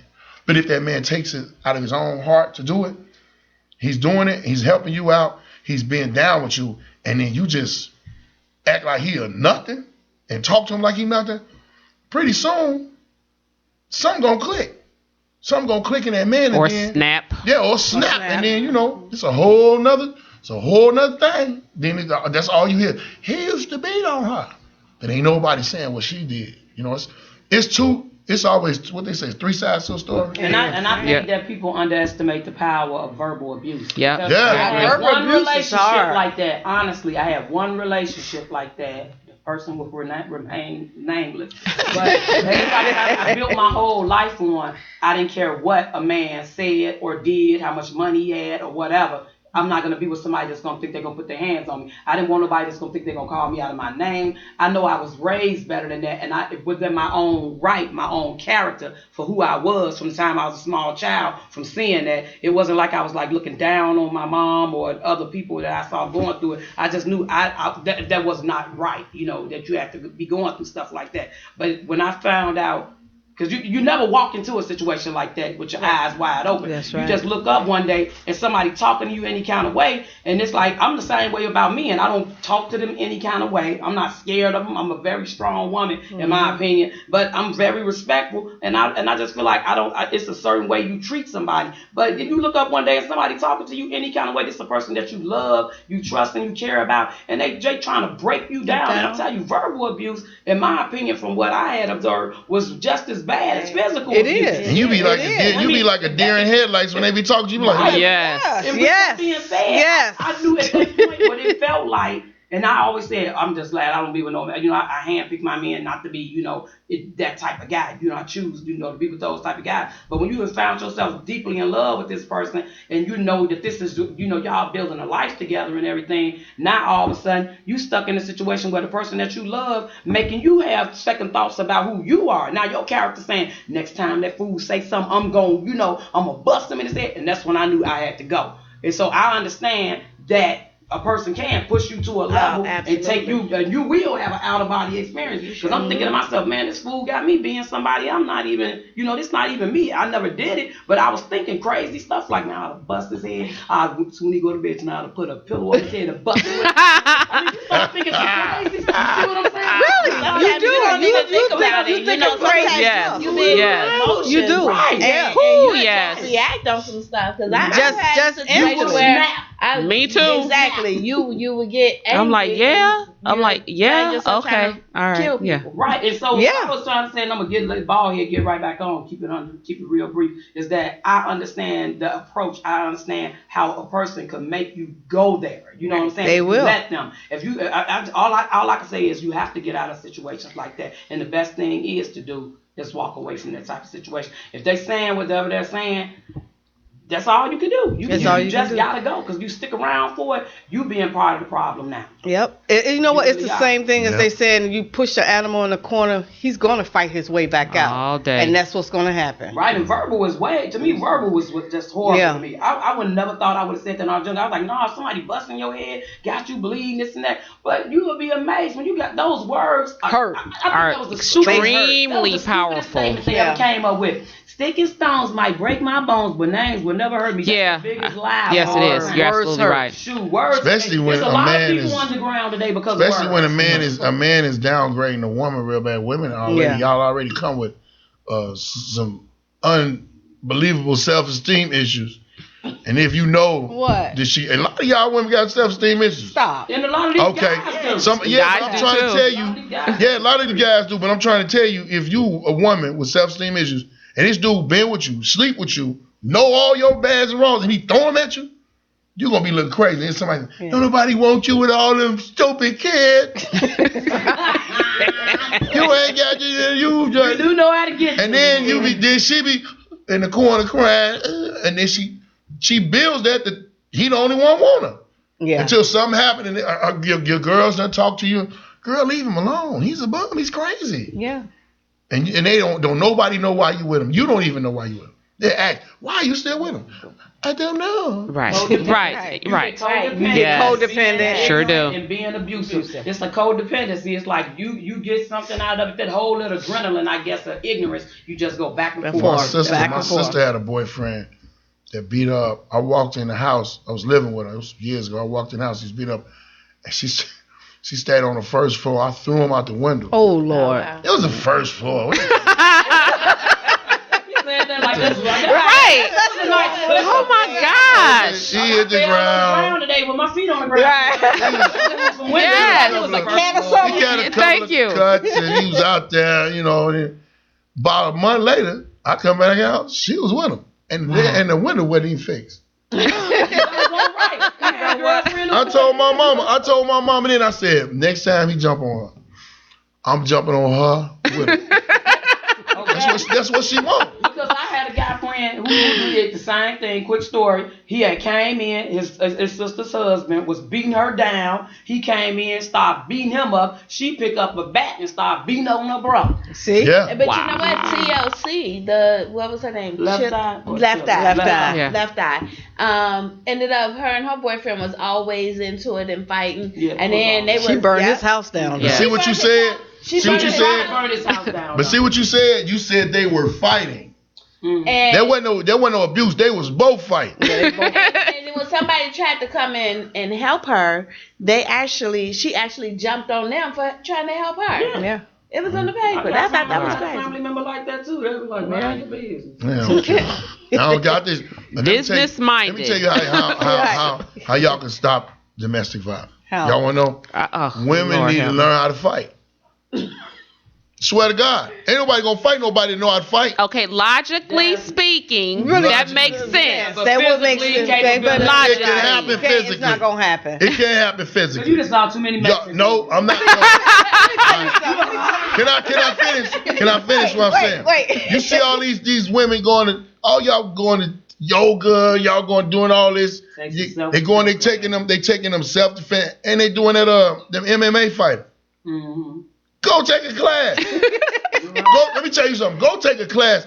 I'm not saying you're gonna win, but if dude come out, I can Tina. When Tina finally snapped, Yeah. I can't want to put no hands on her no more. Hit boy, next time he came with a gun. Yeah. He's like, she ain't playing. He knew close quarters. He couldn't touch her no more. No. She got both of them walked in that hotel bloody. ignorant. I'm saying though, some women do stuff to a point, make a man. Some women, I ain't talking about the women that shouldn't. This dude jumping on. If you sit up and you square up the right way, I seen a chick put the Foo Fox on the dude on the block. I never knew they even. I don't even know if they was like a fight back and forth couple, but she whooped him. Oh wow. And when I realized who she fight, every time she hit him, she was going. I said, she been fighting. What was your advice to do? Run! You couldn't take a self-defense class. He couldn't come on the block no more. Every time I seen him, every time I seen him, hey, what's up, boy? He'd be like, man, go on. But seriously, if they knew, it's crazy. Like you was talking about, you got to be careful who you pick. You never know. You never know though until that situation is upon you. And like Sheree said, you deep in love now. Yeah. You deep in love. Deep in love. Mm-hmm. Man, that leads into one of the questions that we have for today. What is a power couple? Power couple. Two people with the same mind state, want to have a good financial goal. They gotta have a financial goal. They have to have the financial goal. They gotta have a financial goal. If you put it, let me tell you something. You ain't even gotta be. It ain't gotta be no rich like that. It's rich if you both of y'all are maintaining and y'all both doing good. If y'all coming up to a middle ground, hey baby, we gonna pay these bills. We're gonna do this. We're gonna get this business started. Or we're going to pay these bills, we're going to put this money together, we're finna travel, we're finna do some stuff, we're going to do this with the kids, we're going to put the college money up. Anybody I think right now, any couple that is maintaining and is not out here in the soup lines or whatever the case may be, they're a power couple because they're maintaining and they're doing what they're supposed to do together. That's right. If one is not too envious of the other one, you know what I'm saying? That's why you got black people compete against each other all the time. Oh my gosh, I don't understand. You got couples that compete all the time. I had somebody I was with tell me, because I was on TV, they was like, I want to be on TV too. Well, get up and do something. What am I supposed to do? Right. And if I'm trying to help you, you don't want to get up and do what you got to do. Yep. You'll be on there. You'll do what you got to do.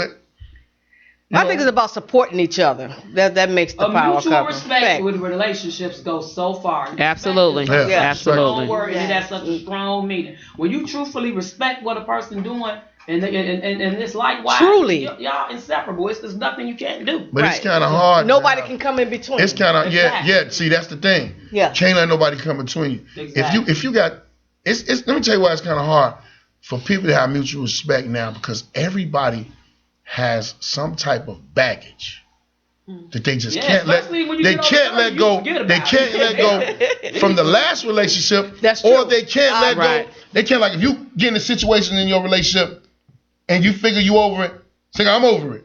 She not over it. But she making me think she over it, and then all of a sudden they come back up. Well, I'm not. I'm tired. I thought it was good. Right. It was old. I know. I'm not. I'm not over it.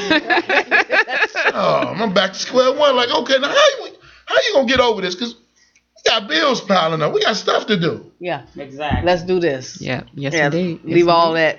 Yeah, but you can see, don't nobody really want to look out for the common, the most important stuff.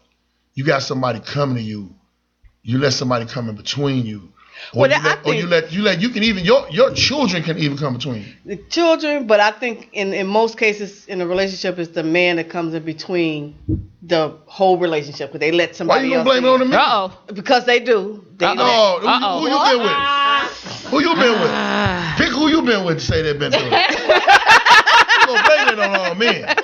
I'm not blaming it on all men, but it's majority. You just say, how you know majority? Have you been with the majority of men? You sound like me when I'm just trying to figure out, have you been with the majority of men? No, I have You've not. been with the men that you've been with in your circle of friends that they told you something. Yeah. It's a whole group of men that could be like all women like that. Yeah. Everybody. Let's come to the common agreement that everybody, men and women, let somebody come in. And destroy. Women listen to rumors, men listen to rumors. Yeah. See what I'm saying? You sit up but and if then you get these fools that tell you don't listen to rumors and don't do nothing else. Because me, myself, I've been single now for a couple of years. I went through a divorce. And since I've been out here, it's just like treacherous. Understatement. These guys, they still married and they talking about what they going to do with your future. You know what I'm saying? Right. Nobody come between us. You know what I'm saying? Like, dude, you working. You got a whole family at home. Right. It's like in the baggage, and it's like I've been trying to tell my sister lately. I said, you said baggage, and it's like an understatement. You know what I'm saying? People that went through so much. You have hoarder. No matter how really, for real, he's not kidding. No matter how no matter how honest you are about something, you don't give them no reason to think you otherwise. But only thing they can think about is what she did wrong and what he did wrong, and I don't want to make that same mistake. It's not that they can't forgive the people that did them wrong. Is that they can't forgive themselves That's for making it. the decision. Right. That's That makes a lot of sense. That's why a lot of women are bitter and men are I'm not gonna make bitter. this mistake again. Right. I'm not gonna be, because I remember before I was being stupid and I fell for it. I was with this person and she was a Jezebel. I was with this guy. He was pimping. Jezebel. That's a biblical whore. You know, She went back to Revelation.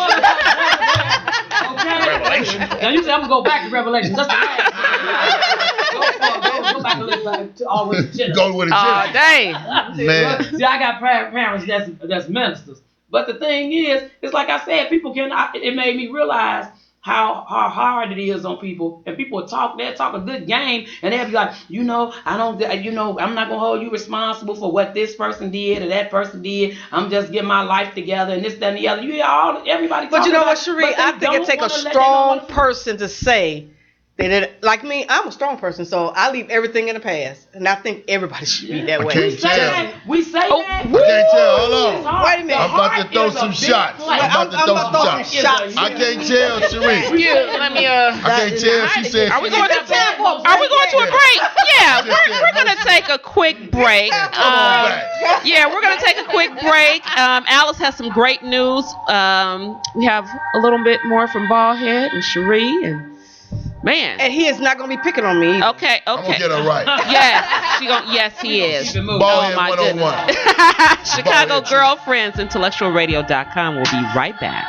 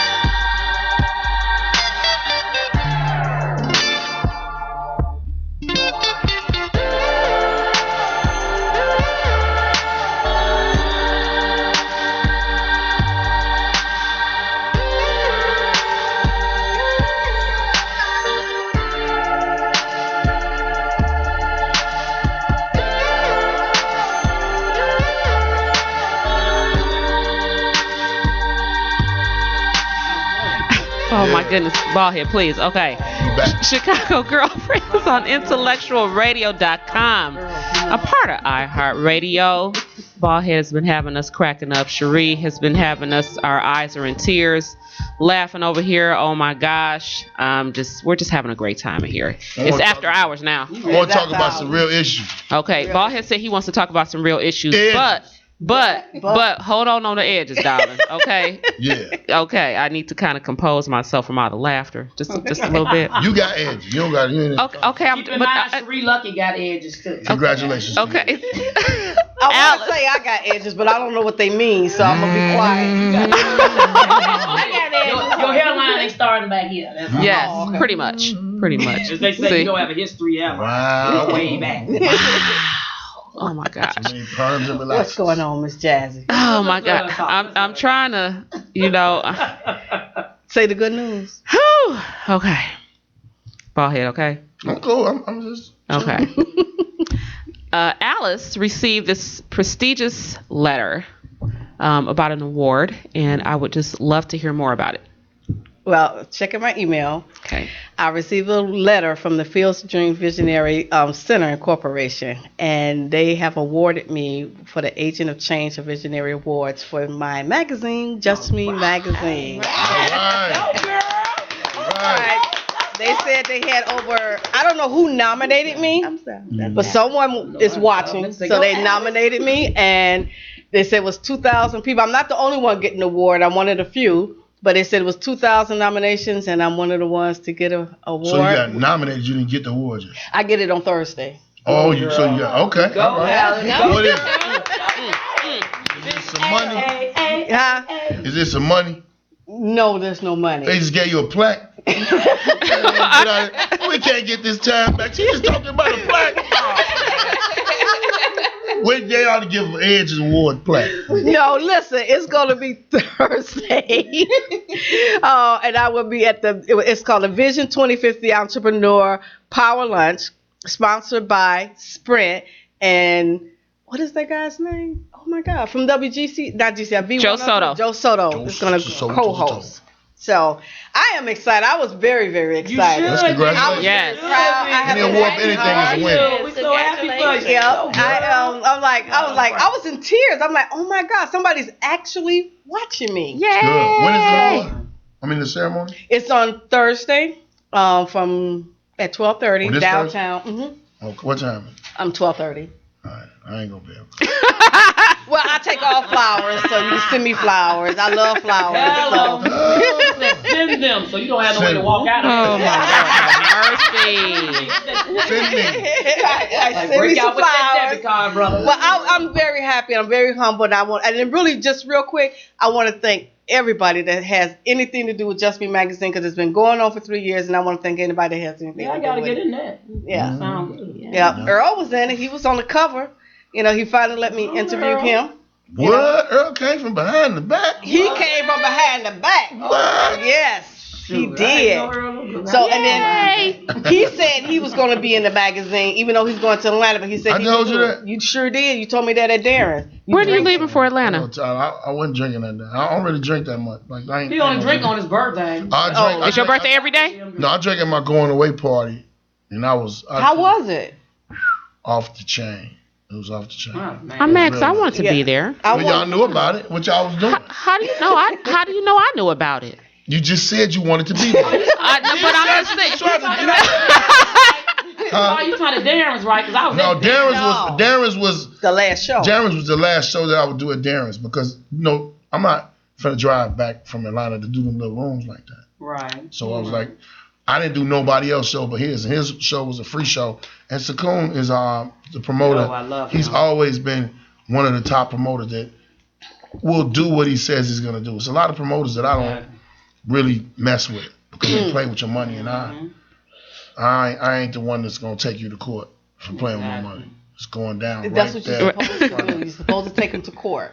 No, they supposed to give me my money. No, you're supposed to take them to court if they don't give you the money. No, I'm not taking. So I'm gonna take somebody to court for $400. Yeah, you can. I can whoop Take them them to judge. right there. Destroy everything. Like me, you gonna have to start deducting now. The court costs on you. Yeah, you know what I'm saying? I'm a lawyer. Come on. Because you gotta really see. That's the problem. That's one of the main problems, and it's, to me, it's only in Chicago. For one, it's a crab in the barrel effect here that's ugly. Oh, yes. It's ugly. Forget about talking about the edges. Let's talk about the real stuff. One of the reasons why I'm leaving is you got to look at a comedian like me, Sheree Luckett. We done been on TV. We done done stuff. We put work in. Comedy is a word of mouth business. Yes, it is. Yeah. If I have a show that I'm doing, I'm promoting at the Eric Crown, or I'm the host. The host is really a power person in that. He can suggest to the promoters who's gonna put butts in them seats. Exactly.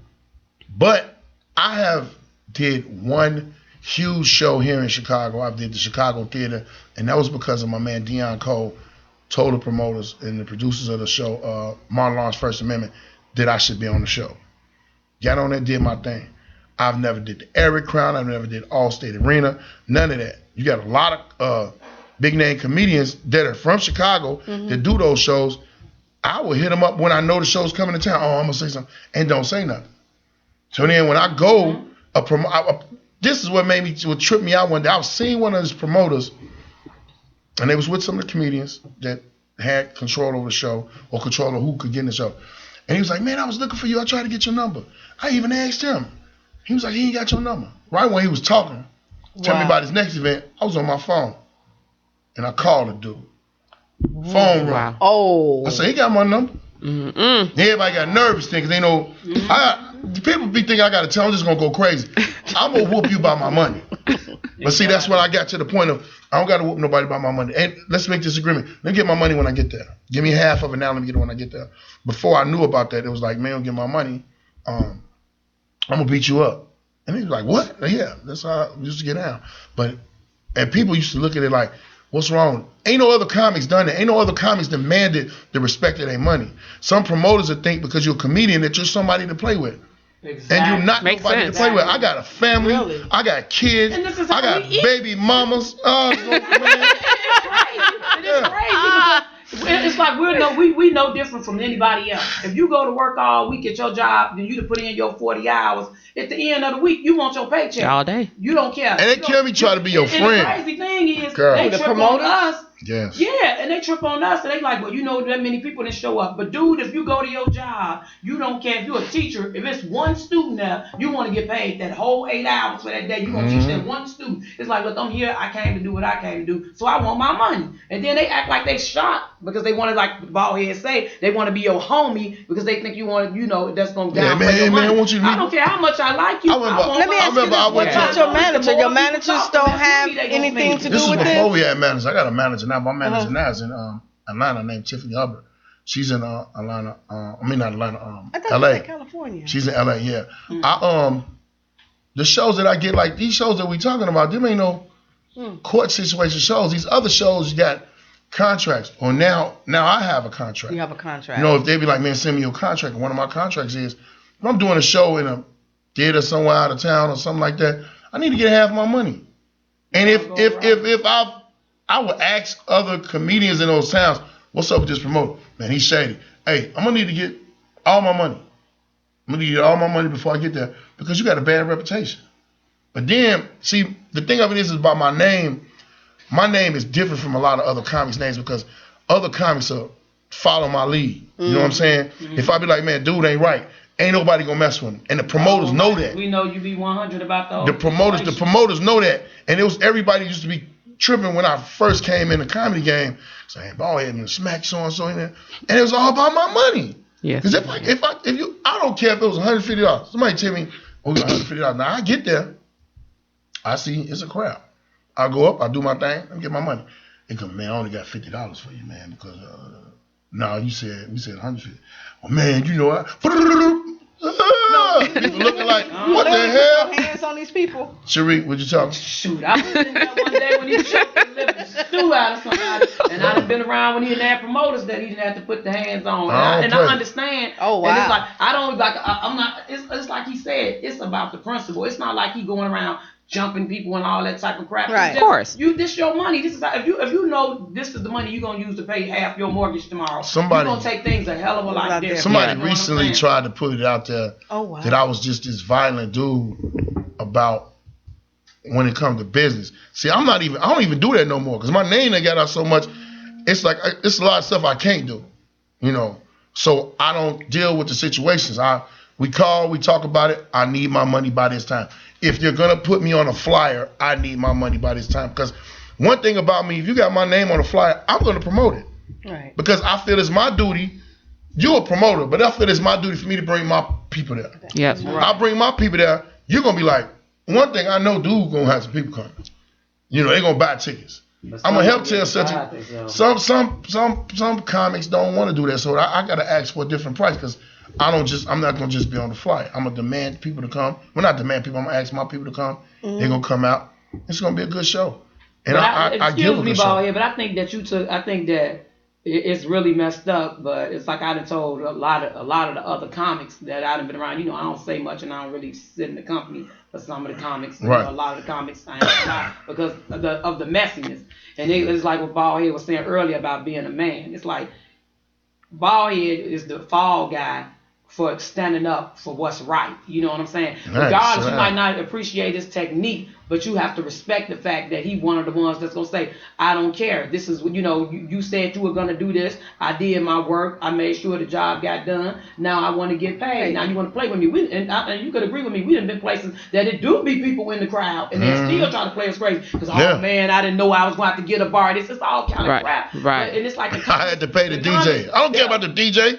Right, but it's like the comments to get around Baldhead, and they all pro Baldhead, they, oh yeah, it's just like Baldhead said, I ain't gonna mess with them, But then when Baldhead not around, I'm just using him, so it's just because he is one of the main ones that always come to my mind.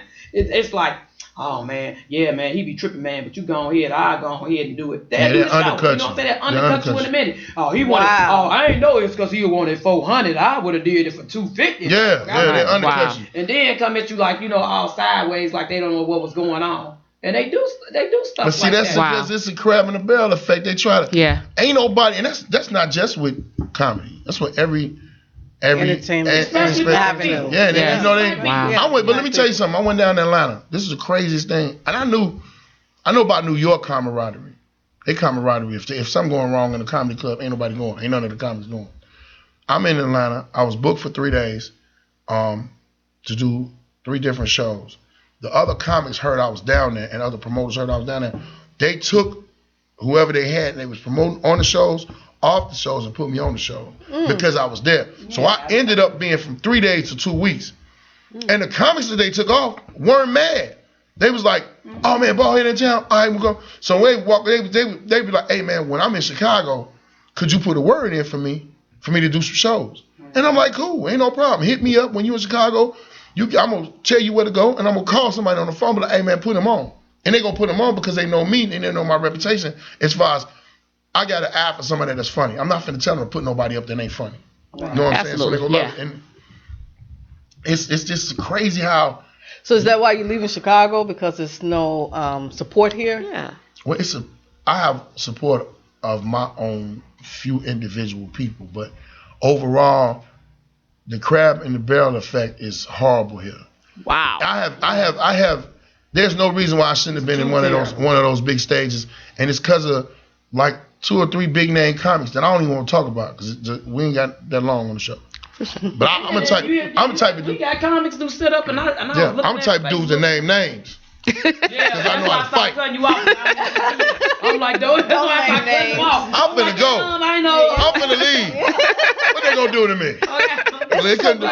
They wasn't doing nothing anyway for me. What can they do to me? And it's like, and it's even comics who not even really big name. I see them trying to start beef. It's only like a handful of us ladies in Chicago, and I got so much love for the female comics. I mean, it's like comics like Vanessa Fraction, oh God, Just Niche. Kelly Howard. It's like female comics that came up way after me, but they doing their thing. You know what I'm saying? They getting their hustle on. They do a great job, and I'm proud of them. You know what I'm saying? It's like Diane Porter came out before me. She's still doing her thing, and she's still a hilarious comic. Then you get the male comics going on Facebook and different places. Oh, they put out a question: who's the funniest female in comedy in Chicago? But I never heard them say who was the funniest guys in Chicago. You know what I'm saying? And it's like, even though your name might come up in that, it's like, who are you to try to push it out there, to try to start a beef amongst the women? And so I'm going to tell you who called, and they started a whole little conversation. And I was just thinking to myself, oh my God, really? It got that bad that you haven't blown up, that you about to start trying to post out on all the ladies and try to get them to scrapping over you. It's not that serious. But it's the crabs in the barrel effect. Like he said, it's like, well, I'm going to start something over here, get this cracking, then, we can, maybe make something else happen. I come from a whole different era I come from the street, so I had to adjust my street mentality to this. My street mentality was hit, swing, slap. You can't do that. Yeah, I did it at first, so I was good. I'm cool. I let everybody know I will slap you. But now it's, I don't have to deal with you. But in your field, don't you think you really have to have a really good manager behind you? A manager ain't always gonna get it, because ain't no managers in Chicago like that. Right now, I got doing your own thing. My manager, and he was a decent guy and everything, but that didn't work out.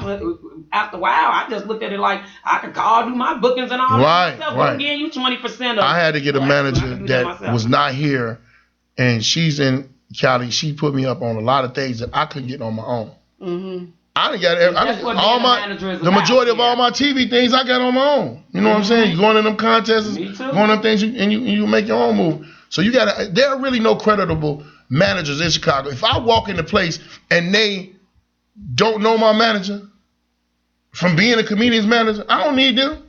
They know me. Who's there with you? My manager. Mm-hmm. What is they managing to do? Mm-hmm. Nothing. Some people got their cousin they manager because he done went to some business classes. Some of them ain't even did that. Yeah. Some of them ain't even did that. I had an online course. Get out of here. Oh my goodness. We're about to get out of here in a little bit. So yes. We're gonna end with you, but we're gonna start with you. What you got coming up? Oh, February 13th at the Captain Lounge over there on 79th.